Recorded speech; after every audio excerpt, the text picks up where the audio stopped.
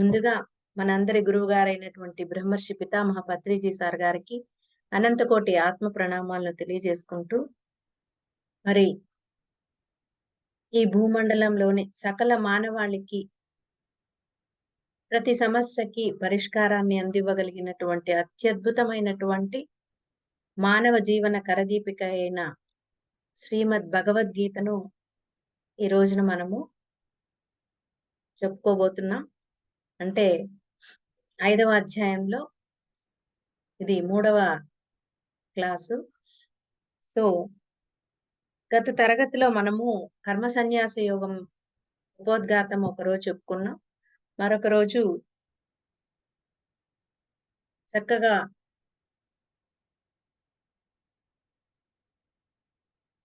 1 నుంచి 3వ శ్లోకం వరకు మనం విశ్లేషించుకోవడం జరిగింది. మరి ఈరోజు మనం 4వ శ్లోకం నుంచి 7వ శ్లోకం వరకు చక్కగా ఆ జ్ఞానాన్ని, అంతరార్థాన్ని తెలుసుకునే ప్రయత్నం చేద్దాం మిత్రులారా. మరి గత తరగతిలో మనము కర్మ సన్యాసము, మరి కర్మయోగము ఈ రెండింటిలో కూడా ఏది శ్రేయస్సో తెలియజేయమని చెప్పి అర్జునుడు భగవానుణ్ణి ప్రశ్నిస్తాడన్నమాట. ఎందుకంటే కర్మయోగం లాస్ట్ అధ్యాయం అంటే 4వ అధ్యాయంలో కర్మయోగం గురించి, జ్ఞానయోగం గురించి చెప్పినప్పుడు కర్మయోగం యొక్క విశిష్టతని, అలాగే కర్మ సన్యాసం యొక్క విశిష్టతని తెలియజేస్తారు భగవానుడు. కర్మ సన్యాసం చాలా గొప్పది అని అంటున్నారు కదా, మరి నాకు ఏది శ్రేయస్సు అనేటువంటి విషయాన్ని ఆయన ముందు ఉంచుతాడు అర్జునుడు. అందుకు భగవానుడు రెండూ కూడా శ్రేష్టములే అని, కానీ ప్రారంభ స్థితిలో ఉన్నటువంటి సాధకునికి కర్మయోగమే శ్రేష్టం అని చెప్పారు. శ్రీకృష్ణ భగవానుడు రెండూ శ్రేష్టమైనవే. ఏవి కర్మయోగము శ్రేష్టమైనదే, కర్మ సన్యాసము శ్రేష్టమైనదే. మరి ప్రారంభంలో ఉన్నటువంటి సాధకునికి కర్మయోగమే శ్రేష్టం అని చెప్తారు. అలాగే అర్జునునికి కూడా కర్మయోగమే శ్రేష్టమని ఇక్కడ వివరిస్తున్నారు భగవానుడు. మరి కర్మ సన్యాస యోగము అనుసరించే వారి యొక్క లక్షణాలను కూడా వర్ణించారు. ఎందుకని కర్మ సన్యాస యోగం యొక్క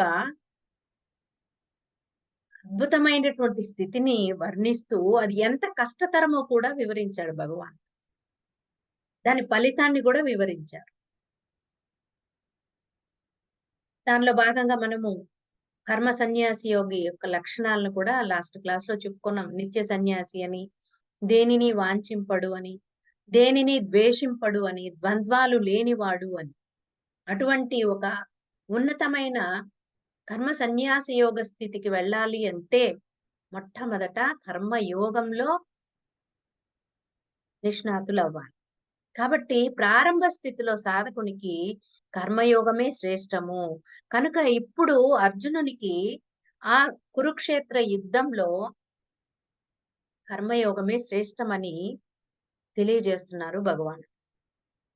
ఎందుకునంటే కర్మయోగం శ్రేష్టమైనది అని చెప్తేనే అర్జునుడు యుద్ధానికి ఉపక్రమిస్తాడు.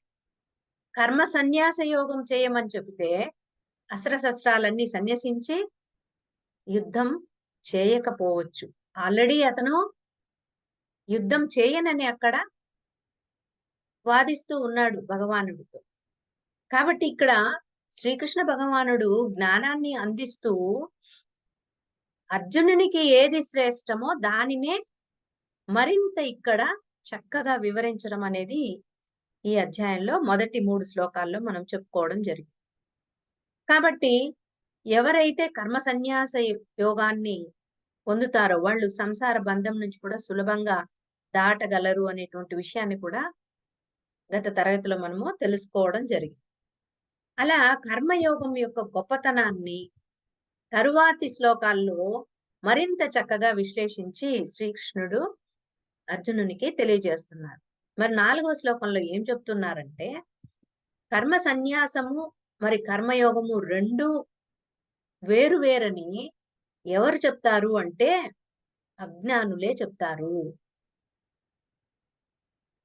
ఏమీ తెలియని వాళ్ళే అలా అంటారు. కానీ పండితులు కర్మ సన్యాసము, కర్మయోగము వేరు వేరని ఎప్పుడూ చెప్పరు. అనే విషయాన్ని ఈ శ్లోకంలో విశదీకరించడం జరిగింది. ఏ ఒక్కదాన్నైనా సరే చక్కగా ఆచరిస్తే రెండింటి ఫలితాన్ని కూడా పొందుతారు అనేటువంటిది ఈ శ్లోకం యొక్క తాత్పర్యం. మరి తాత్పర్యము చక్కగా 3 లైన్‌లలో మనం తెలుసుకోవచ్చు. కానీ వివరణలోకి వెళితే ఎందుకు మనం వివరణలోకి వెళ్ళాలి? భగవానుడు చెప్పేశారు. కర్మ సన్యాసము, కర్మయోగం 2 వేరు వేరని అజ్ఞానులే అంటారు. పండితులు అనరు. ఈ రెండిట్లో ఏ ఒక్కదాన్నైనా ఆచరించినా రెండింటి ఫలితాన్ని పొందుతారు అనేటువంటి విషయాన్ని శ్రీకృష్ణ భగవానుడు ఇక్కడ చెబుతున్నారు. మరి దీన్ని వివరణగా మనము తెలుసుకోవాలి. లేకపోతే మనకి అంతరార్థము బోధపడదు. మనకు కూడా సందేహం కలగక మానదు. కనుక మనం కూడా జ్ఞానులుగా ఎదగాలి అంటే ఇందులోని అంతరార్థాన్ని చక్కగా అర్థం చేసుకోవాలి. కాబట్టి కర్మ సన్యాసులను ఇక్కడ భగవానుడు సాంఖ్యులు అని సంబోధించారనమాట ఈ శ్లోకంలో. కర్మ సన్యాసులను సాంఖ్యులు అని సంబోధించడం జరిగింది. సాంఖ్యులు అంటే ఒక ఏకాంత ప్రదేశంలో ఆత్మచింతన తత్పరులై కర్మల పట్ల ఆసక్తి లేకుండా ఉన్నటువంటి వాళ్ళు. అంటే కర్మల పట్ల పెద్దగా ఆసక్తి చూపించరు. ఆత్మ ఆత్మజ్ఞాన నిష్ఠులు వీళ్ళు. ఆత్మజ్ఞానంలో అత్యున్నతమైనటువంటి స్థితిలో ఉన్నటువంటి వారు కర్మ సన్యాసులు. వీళ్ళని సాంఖ్యులు అని కూడా అంటారు. మరి కర్మయోగులు అంటే ఎవరు అంటే కోరిక లేకుండా సమత్వమైన బుద్ధితో కర్మలను ఆచరించేవాళ్ళు. ఇది కర్మయోగంలో కూడా మనం చెప్పుకున్నాం 3వ అధ్యాయంలో. కర్మయోగ కర్మయోగం అనే అధ్యాయంలో మనం చెప్పుకున్నాం నిష్కామ కర్మయోగం. అంటే నిష్కామ కర్మ అంటే కోరికలు లేకుండా సమత్వ బుద్ధితో కర్మలు ఆచరించేవారు. చూడటానికి ఇద్దరి మధ్య తేడా ఉన్నట్లు మనకు స్పష్టంగా కనిపిస్తుంది. కానీ అలా కనిపించినట్లుగా మనకు అనిపిస్తే మనం అవివేకులు అంటున్నారు భగవానుడు. ఈ ట్విస్ట్ ఇక్కడ బాగా నిదానంగా నెమ్మదిగా వింటే మీకే అర్థమవుతుంది. సాంఖ్యులు, కర్మయోగులు వేరు వేరు అని ఎవరైతే అనుకుంటున్నారో వాళ్ళు అవివేకులు అంటున్నారు. కానీ ఆత్మజ్ఞాన సంపన్నులకు అలా తేడా కనిపించదు. ఎందుకు? ఇక్కడ మనకి గురువుగారు దీన్ని ఎంత అద్భుతంగా మన పత్రి సార్ మనకి చాలా సింపుల్ వర్డ్స్ తో మనకి చెప్పారు. ఏమని? మొట్టమొదట మీరు ధ్యానం చేయండి. స్వాధ్యాయం చేయండి. సజ్జన సాంగత్యం చేయండి. ఆత్మ జ్ఞానాన్ని పొందండి. ఎప్పుడైతే ఆత్మ జ్ఞానం పొందుతామో అప్పుడే మన కర్మలలో నిష్ణాతులవుతాం. కర్మయోగులవుతాం. మరి కర్మయోగంతో నిలిచిపోతే సరిపోతుందా? మోక్షం కావాలి అంటే సాంఖ్యులుగా మారాలి. కాబట్టి ఇక్కడ మనము సాంఖ్యులు ఆత్మజ్ఞానం పొంది స్వస్థితిలో నిలిచి మోక్షాన్ని పొందే స్థితిలో ఉన్నవారు. కర్మయోగులు అంటే కర్మలలో చిత్తశుద్ధి కలిగి ఆత్మజ్ఞానాన్ని గ్రహించి స్వస్థితిలో నిలిచి మోక్షం పొందుతారు. అంటే ఇద్దరు మోక్షం పొందేవాళ్లే. అంతిమ ఫలము రెండింటికి కూడా మోక్షమే. కాకపోతే రెండు విధాలలో వీళ్ళు మోక్షానికి అర్హులుగా తయారవుతారు. మోక్షాన్ని పొందే మార్గంలో కర్మయోగము ఒక భాగమైతే జ్ఞానయోగము ఒక భాగం. ఏ యోగాన్నైనా సరే చక్కగా వివేకంతో అవగాహనతో ఆచరించాలి. అప్పుడు మనము అందులో ఆ ఉన్నతోన్నతమైనటువంటి స్థితిని మనము పొందగలుగుతాము. 5వ శ్లోకంలో ఏం చెప్తున్నారంటే భగవానుడు ఏ స్థానాన్నైతే సాంఖ్యులు పొందుతారో, సాంఖ్యులు అంటే ఈ కర్మ సన్యాస యోగులు పొందుతారో దానినే కర్మయోగులు కూడా పొందుతారు. ఏ స్థానాన్నైతే కర్మ సన్యాస యోగులు పొందుతారో, దానినే కర్మయోగులు కూడా పొందుతారు. ఎలా అంటే, ఒక చిన్న ఎగ్జాంపుల్‌తో వివరిస్తాను. కర్మయోగం అనేది ఒక రైలు అనుకోండి. ఆ రైలు ద్వారా మనం ఉన్న చోటు నుండి ఈ కర్మ సన్యాసం అనేటువంటి స్టేషన్ చేరుకోవాలి. అక్కడి నుంచి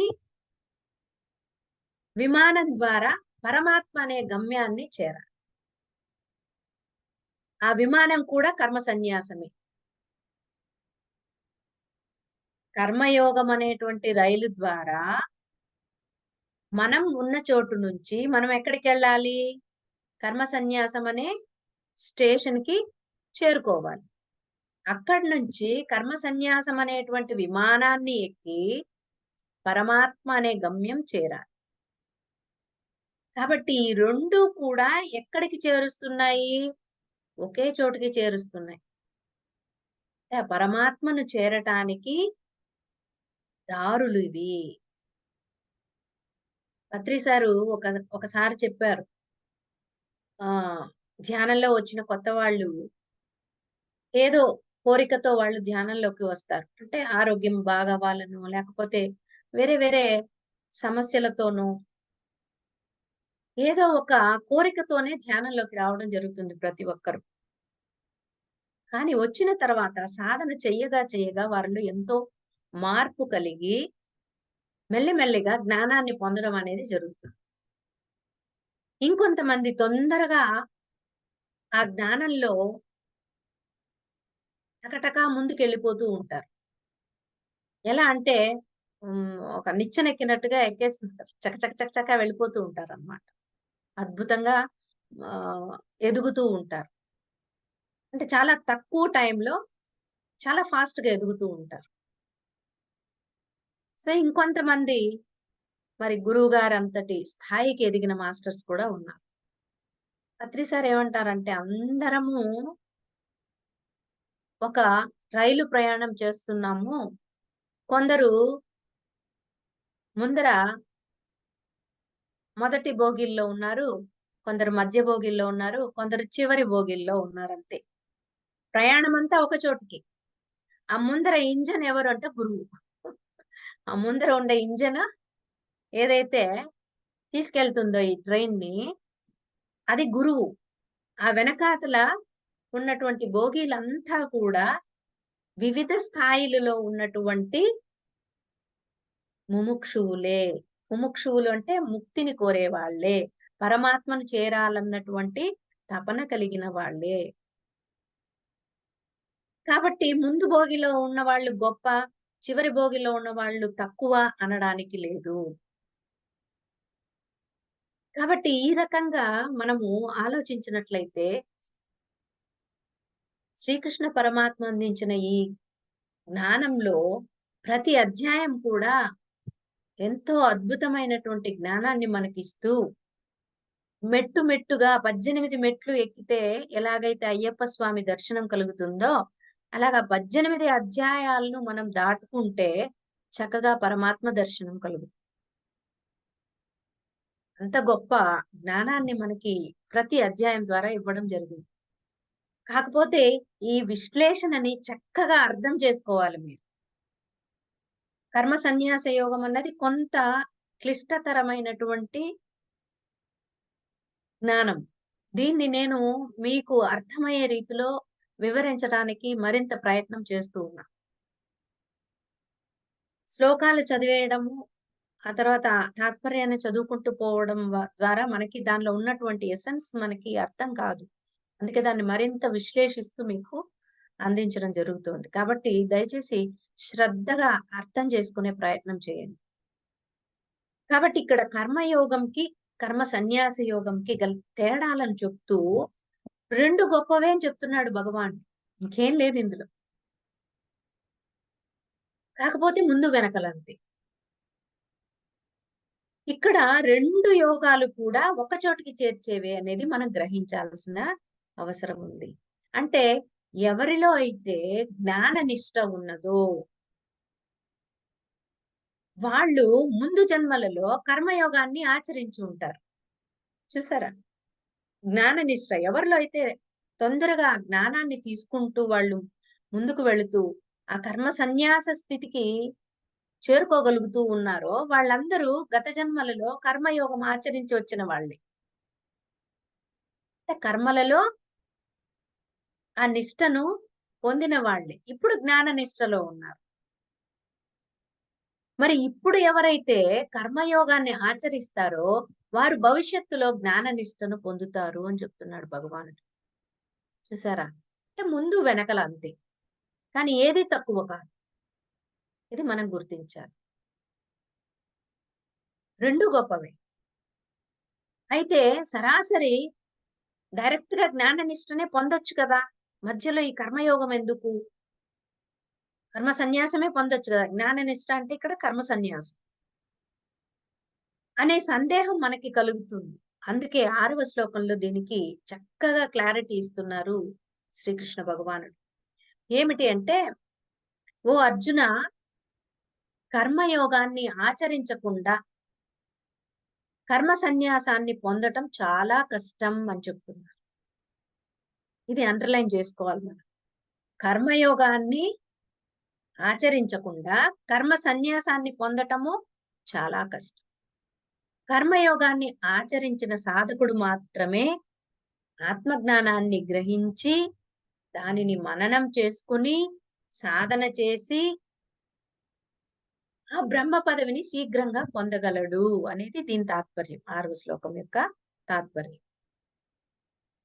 అంటే ఎవరైతే కర్మయోగంలో నిష్ణాతులవుతారో వాళ్ళు మాత్రమే ఆత్మజ్ఞానాన్ని త్వరితగతిన గ్రహించగలుగుతారు. మననం చేసుకోగలుగుతారు. సాధన చేయగలుగుతారు. ఆ బ్రహ్మ పదవిని పొందగలుగుతారు. కాబట్టి కర్మయోగాన్ని ఆచరించకుండా జ్ఞానాన్ని పొందాలనుకోవడము ఎలా ఉంటుంది అంటే, పునాది లేకుండానే ఇల్లు కట్టుకోవాలి అనుకోవడం. పునాది లేకుండా ఎవరైనా ఇల్లు కడతారా? పునాది లేకుండా ఇల్లు కడితే ఏమవుతుంది? కూలిపోతుంది. అలాంటిదే. మరి మోక్షం పొందాలనే ఆ ఆతురత ఎక్కువయ్యి, మరి కర్మయోగాన్ని పక్కకు నెట్టి లేదా దాని పట్ల అంతగా ఆసక్తి కనబరచకుండా కర్మ సన్యాస స్థితికి వెళ్ళాలి అని అనుకుంటే, మనం మోక్షాన్ని పొందటం చాలా కష్టము. ఎందుకంటే చూడండి, మనం ఇంట్లో అన్నం వండటానికి గిన్నె ఉందనుకోండి, గిన్నెను శుభ్రం చేయకుండా అన్నం వండుతామా? వండటానికి వీలవుతుందా? కాదు. అలాగే ఒక రైతు పంట విత్తనం నాటాలంటే ముందుగా భూమిని దున్నాలి. దున్నితే కానీ విత్తనాన్ని నాటడానికి వీల్లేదు. అలాగే బట్టలను ఈ రంగులద్దే వాళ్ళేం జేస్తారంటే, ముందు బట్టను ఉతికి మురికి వదిలించేసి బాగా బ్లీచ్ చేస్తారు. ఆ తర్వాతనే దానికి రంగు వేస్తారు. మామూలుగా ఈ నూలు వస్త్రాలు నేసేవాళ్ళు అందులో ఉన్న మురికినంతా అంటే కొంత మరక మరకగా ఉంటుంది తయారు చేసేటప్పుడు. వాటినంతా క్లీన్ చేస్తారు. బ్లీచ్ చేస్తారు ఫస్ట్. ఆ తర్వాత రంగులద్దుతారు. అంటే ఇక్కడ మనము కర్మయోగం ద్వారా మన మనసుకు పట్టినటువంటి మురికిని వదలాలి. ఏంటి ఆ మురికి అంటే వాసనలు. ఎన్నో జన్మల నుంచి మోసుకొస్తున్న వాసనలు. వాసనలంటే అనేక జన్మలలో మన యొక్క అనుభవ జ్ఞానం ద్వారా మనలో పేరుకుపోయినటువంటి కొన్ని అభిప్రాయాలు, కొన్ని నమ్మకాలు, కొన్ని వ్యసనాలు ఇలాంటివి కర్మఫలాలతో పాటు ఇవి కూడా తీసుకొనొస్తాం వాసనల్ని. ఈ వాసనల మురికిని వదిలించుకోవాలి. అజ్ఞానం అనే వాసనలు. అజ్ఞానంతో వ్యవహరించటం. ద్వేషము, పగ, ప్రతీకారాలు ఇలాంటివి ఎన్నో ఉంటాయి మనలో. వీటన్నింటినీ కూడా ఆ మురికిని వదిలించకుండా ఆత్మజ్ఞానం ఎలా పొందుతాం? పొందలేము. పొందినా కూడా అది నిలవదు. ఫలితాన్ని ఇవ్వదు. కాబట్టి ఇక్కడ మనం ఏం చేయాలి? మనస్సు వాసనల మురికిని తొలగించే పని చెయ్యాలి. మనస్సు వాసనల మురికితో ఉంటే గనక మనస్సు, దానిలోకి జ్ఞానం అనే రంగును అద్దటానికి వీలు లేదు. ఆ రంగు అద్దను కూడా అద్దలేము.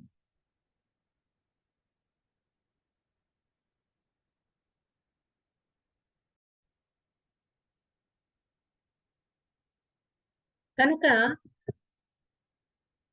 ఇక్కడ కర్మయోగం ద్వారా మన మనసుకు పట్టినటువంటి వాసనల మురికిని మనము వదిలించకుండా ఎటువంటి ఆత్మజ్ఞానాన్ని పొందటానికి వీలుండదనమాట. కాబట్టి ఇక్కడ మనం చూసినట్లయితే పూర్వకాలంలో నాటు వైద్యులు ఒక రోగికి మందు ఇవ్వాలి అంటే, ఆ మందు ఇచ్చే ముందు విరేచనానికి మాత్రిస్తారు. దానివల్ల ఏమవుతుందంటే, అతని యొక్క శరీరం మొత్తం కూడా లోపలంతా పూర్తిగా కడిగివేయబడుతుంది.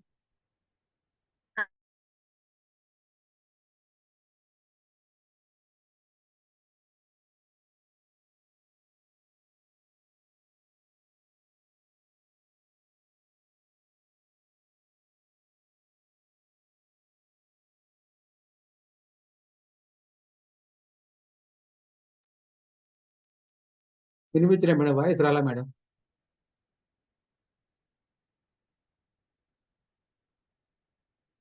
మేడం వాయిస్ రావట్లేదు.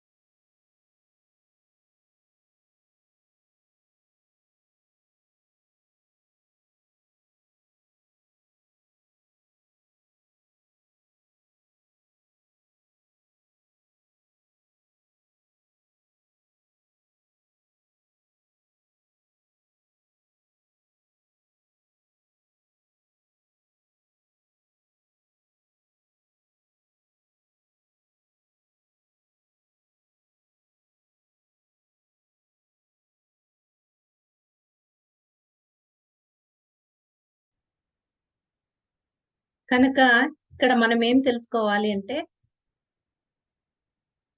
కర్మయోగం ద్వారా మనకు మన మనసుకు పట్టినటువంటి వాసనల మురికిని మనము వదిలించుకోకుండా ఆత్మజ్ఞానాన్ని పొందటానికి వీల్లేదు. దీనికే నేను ఒక ఎగ్జాంపుల్ చెప్పబోతూ ఉన్నాను.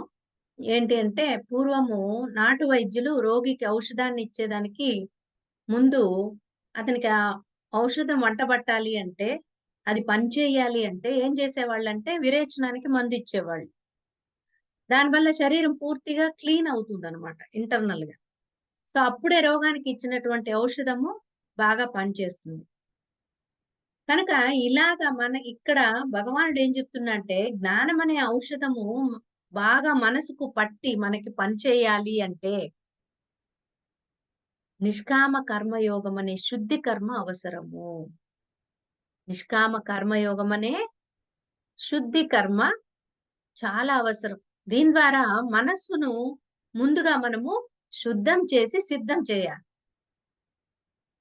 కాబట్టి కర్మయోగం అనే శుద్ధి కర్మ ద్వారా మనస్సును ముందుగా శుద్ధం చేసి సిద్ధం చేస్తేనే ఆ తరువాత ఆత్మజ్ఞానానికి సరియైన ఒక స్థితి మనకి కలుగుతుందనమాట. కాబట్టి అటువంటి కర్మయోగాన్ని ఆచరించేటప్పుడు మనస్సు ఒక్కొక్కసారి కల్మషం అవ్వదా? లేకపోతే కళంకం ఏమైనా అంటుతుందా?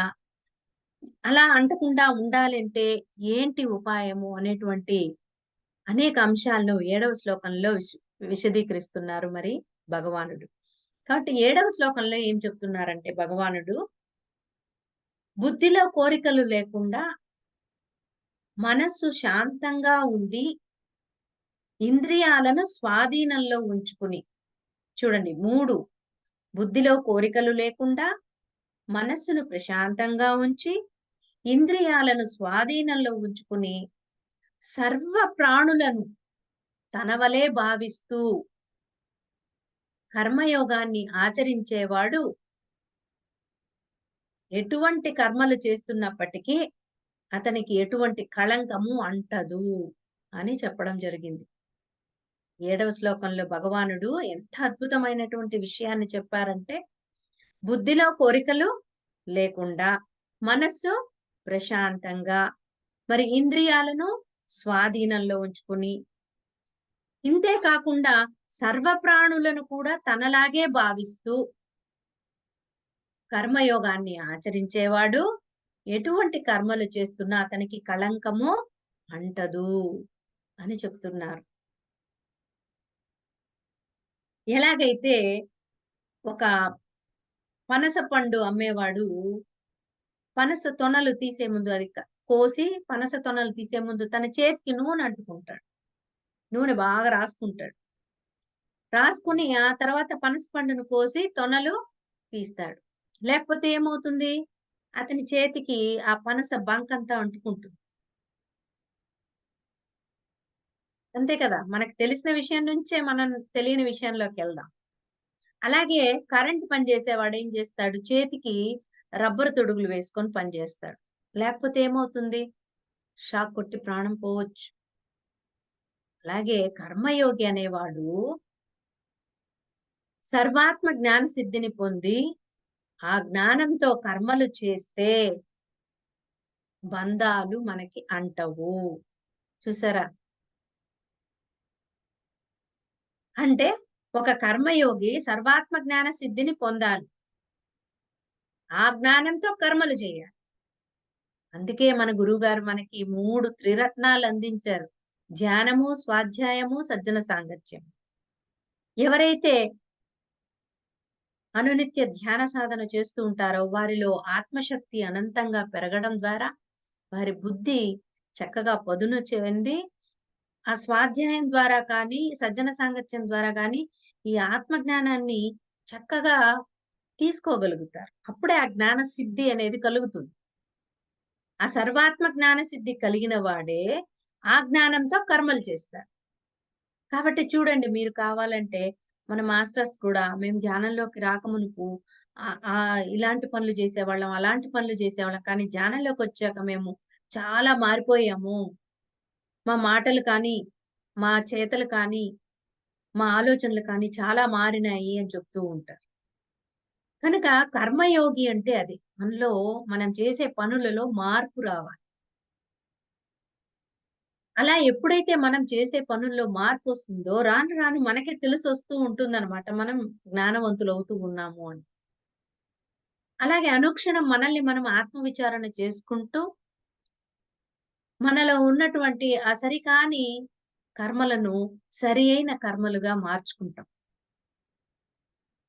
ఎప్పుడైతే సరియైన కర్మలను కూడా నిష్కామంగా ఆచరిస్తామో, అది బంధాలను కలిగించదు. కాబట్టి కర్మబంధాలు అంటకుండా ఉండాలి అంటే, మొట్టమొదట నిర్మల హృదయం కావాలి. మనోనిగ్రహం కావాలి. ఇంద్రియ నిగ్రహం కావాలి.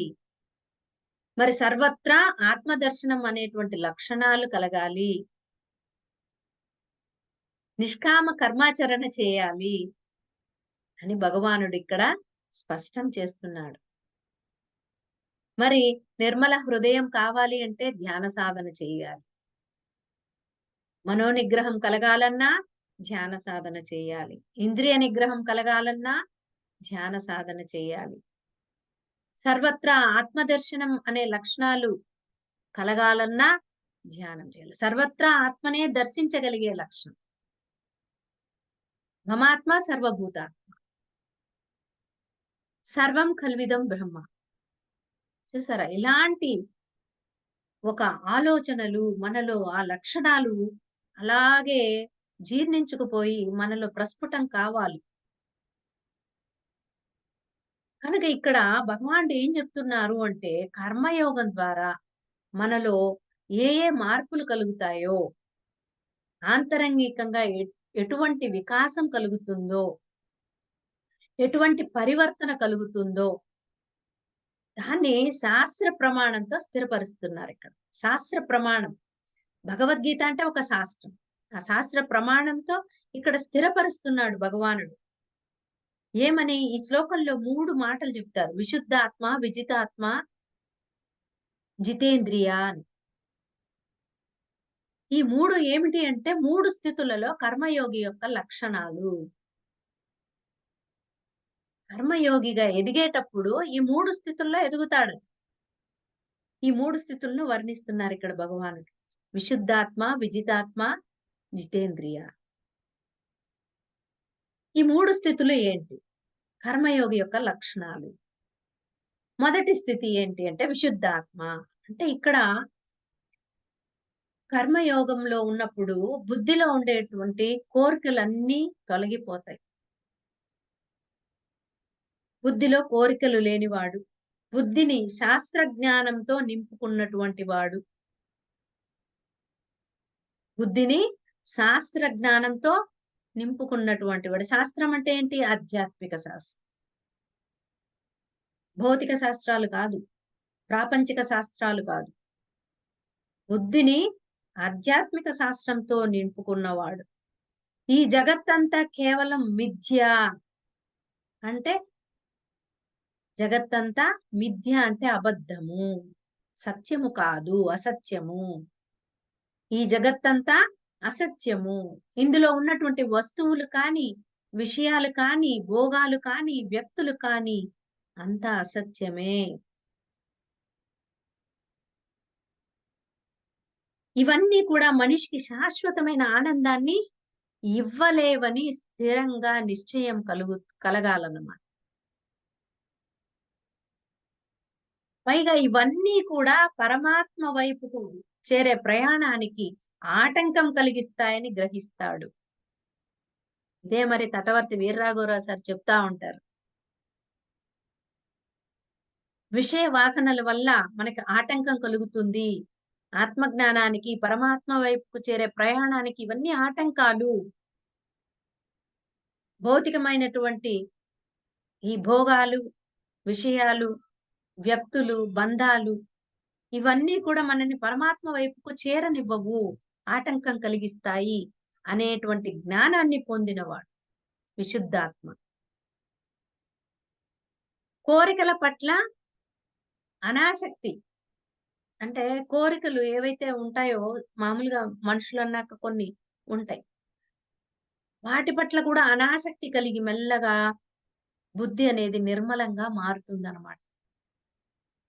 అలా మారిన వాడినే విశుద్ధాత్మ అంటారు. విశుద్ధ ఆత్మ అంటారు. ఆ రెండవ స్థితి ఇది దాటిన తరువాత కలిగే స్థితి విజితాత్మ. ఇక్కడ ఏమవుతుందంటే కోరికలు తుడిచివేయబడతాయి. కోరికలనేవే పరిపూర్ణంగా తీసివేయబడుతుందన్నమాట. అంతరంగంలో ఎటువంటి సంక్షోభాలు పుట్టవు. కోరికలు ఉంటేనే సంక్షోభాలు. కోరికలు లేకపోతే సంక్షోభాలు ఎక్కడుంటాయి? అలజడులు, ఆందోళనలు, నిరాశ, నిస్పృహలు ఇవన్నీ దేని వల్ల వస్తున్నాయి అంటే కోరికల వల్ల. మరి కోరికలే తుడిచివేయబడినప్పుడు అంతరంగంలో సంక్షోభం ఎక్కడుంటుంది? అలజడెక్కడుంటుంది? ఆందోళన ఎక్కడుంటుంది? నిరాశ, నిస్పృహలు ఎక్కడుంటాయి? మనసు ప్రశాంతంగా ఉంటుంది. అదే విజితాత్మ అంటే. మనసు ప్రశాంతంగా ఉన్న స్థితే విజితాత్మ. కాబట్టి భౌతిక ప్రాపంచిక విషయాల పట్ల అనాసక్తి కలిగి బుద్ధి నిర్మలంగా అవడాన్ని మనం ఏమన్నాము? విశుద్ధాత్మ అన్నాం. రెండవది విజితాత్మ. అంటే ఎటువంటి ఆందోళనలు, ఈ సంక్షోభాలు లేకుండా అంతరంగంలో ప్రశాంతంగా ఉన్న స్థితి. ఎప్పుడైతే కోరికలు లేవో ప్రశాంతత వస్తుంది. అది విజితాత్మ స్థితి. మూడవది జితేంద్రియ. జితేంద్రియ అంటే ఎవరైతే విశుద్ధాత్మ, విజితాత్మ అయ్యాడో అతడు ఆ తర్వాత తన ఇంద్రియాలను తన స్వాధీనంలో ఉంచుకుంటాడు. వాటిని సరియైన మార్గంలో నడపగలుగుతాడు. ఇంద్రియాలంటే ఏంటి? జ్ఞానేంద్రియాలు, కర్మేంద్రియాలు, మనస్సు. ఈ 11 అంతరేంద్రియం అంటారు. మనస్సు, బుద్ధి వీటిని అంతరేంద్రియాలు అంటారు. మరి బాహ్యేంద్రియాలేవి? 5 జ్ఞానేంద్రియాలు, 5 కర్మేంద్రియాలు. వీటన్నింటిని కూడా తన యొక్క స్వాధీనంలో ఉంచుకుంటాడు. ఎందుకంటే అతను ఆల్రెడీ విశుద్ధాత్మ, విజితాత్మ అయిపోయాడు. కనుక ఇంద్రియాలు తన స్వాధీనంలో ఉంటాయి. వాటిని సరైన మార్గంలో నడపగలుగుతాడు. మామూలుగా అందరూ ఇంద్రియాలకు దాసులైపోతారు. దాని వెంట పరిగెడుతూ ఉంటారు. అంటే కళ్ళకు కావలసిన ఆనందం, చెవులకు కావలసిన ఆనందం, నాలుకకు అంటే రుచికి కావలసిన ఆనందం వీటి వెంట పరిగెడుతూ ఉంటారు సామాన్యులు. కానీ ఒక విశుద్ధాత్మ, విజితాత్మ స్థితిని దాటిన వాడు ఆ ఇంద్రియాలను జయిస్తాడు. అందుకే జితేంద్రియ అన్నారు. కాబట్టి ఇంద్రియాలకు దాసుడు కాకుండా, వాటి వెంట పరిగెత్తకుండా, వాటిని నిగ్రహించి, వాటి యొక్క పోకడలను అరికట్టగలుగుతాడు. అతడే జితేంద్రియుడు. దాని వెంట పరిగెట్టాడు. మనసెట్టపోతే అట్ట పోడు. కాబట్టి ఇలా విశుద్ధాత్ముడై మొదట విశుద్ధాత్ముడై బుద్ధి అనే దండాన్ని, విజితాత్ముడై మనస్సు అనే దండాన్ని, జితేంద్రియుడై వాక్కు అనే దండాన్ని ధరించడంతో అతను త్రిదండి అవుతాడు. మనం వింటూ ఉంటాం త్రిదండి స్వాములు అని. త్రిదండి అంటే అర్థం ఏంటి? దండము అంటే కర్ర. దండము అంటే కర్ర. త్రిదండి అంటే 3 కర్రలు. మనం మామూలుగా కొంతమంది గొప్ప గొప్ప సన్యాసుల దగ్గర దండం ఉంటుంది. ఆ దండంకి ఒక సూచన అది కొన్ని సూచిస్తుందన్నమాట కొంత విషయాన్ని. ఇక్కడ మనము కర్మయోగి అనేవాడు త్రిదండి అవుతాడు అన్నాం. అంటే సన్యాసి దండాన్ని ధరించడంలోనే ఆంతర్యం ఇదే అన్నమాట. నువ్వు కర్మ సన్యాసంలోకి రావాలి అంటే ముందు ఈ త్రిదండి కావాలి. ఈ 3 దండాలు ధరించగలగాలి. విశుద్ధాత్ముడవ్వాలి, విజితాత్ముడవ్వాలి, జితేంద్రియుడవ్వాలి. ఇది కర్మయోగం ద్వారా మాత్రమే సాధ్యము. ఎప్పుడైతే కర్మయోగం ద్వారా ఈ మూడింటిని దాటుతామో అప్పుడు కర్మ సన్యాసము కలుగుతుంది. ఈ మూడింటిని సాధించిన వాడే త్రిదండి. మనం గనక గమనిస్తే ఆది శంకరాచార్యుల నుండి జీయర్ స్వాముల వరకు చేతికి కర్ర ఉండటం చూస్తూ ఉంటాం. స్వామీజీ అంటే కర్ర పట్టుకోవాలి అనుకుంటే పొరపాటు. ఆ కర్ర వెనకాతల చాలా చాలా అంతరార్థం ఉంది. 3 కర్రలను ఒకే కట్టగా కట్టి భుజాన పెట్టుకొని తిరుగుతారు. దీన్ని తత్వత్రయము అంటారు. అంటే త్రిదండి అంటారు స్వాములు వారు. వీళ్ళు ఇందాక చెప్పినటువంటి కర్మయోగంలోని 3 స్థితులను దాటిన వాళ్ళు. మరి అలాగే ఈ విశుద్ధాత్ముడు, విజితాత్ముడు, జితేంద్రియుడు అయినటువంటి మహాత్ముడు తానొక్కడే ఆత్మస్వరూపుడని భావించాడు. అన్ని భూతాలను అంటే మనుష్యులు, జంతువులు, పక్షులు, క్రిమికీటకాలు, చెట్లు ఇవన్నీ కూడా ఆత్మస్వరూపంగానే భావిస్తాడు. అన్ని భూతాలు అంటే పంచభూతాలతో తయారైన అనేక ప్రకృతి పరంగా ఉన్నటువంటి అనేక విషయాలు, అనేక జీవ జంతు జాతులన్నింటినీ కూడా ఆత్మస్వరూపంగానే పరిగణిస్తాడు. అలాగే సర్వత్రా ఆత్మనే దర్శిస్తూ ఉంటాడు. సర్వత్రా అణువణువున ఆ పరమాత్మను దర్శించగలుగుతాడు. ఎందుకు అణువణువున మనం ప్రాణులలోనే భగవంతుడు ఆత్మస్వరూపుడై ఉన్నాడు అని ఆ స్థితి నుంచి అణువణువున పరమాత్మ ఉన్నాడనే స్థితికి ఎదగాలి. అణువు అణువున వెలసిన దేవా అని ఈ పాట కూడా ఉంది మనకి. అంటే ప్రతి అణువున పరమాత్మ ఉన్నాడు. ఆ సత్యం ఎప్పుడు బోధపడుతుంది? కర్మయోగత్వం సాధించిన తరువాతనే. కనుక ఈ జ్ఞానంతో అతను మమాత్మ సర్వభూతాత్మ, సర్వము ఆత్మయే అనే జ్ఞానంతో ఏ కర్మలు చేసినా కూడా అతనికి కళంకాలు అంటవు, కర్మ ఫలాలు కూడా అంటవు. బంధకరం కావు. చూసారా? కాబట్టి ఇదే కర్మలు చేస్తూనే బంధాల నుంచి తప్పించుకోవడం.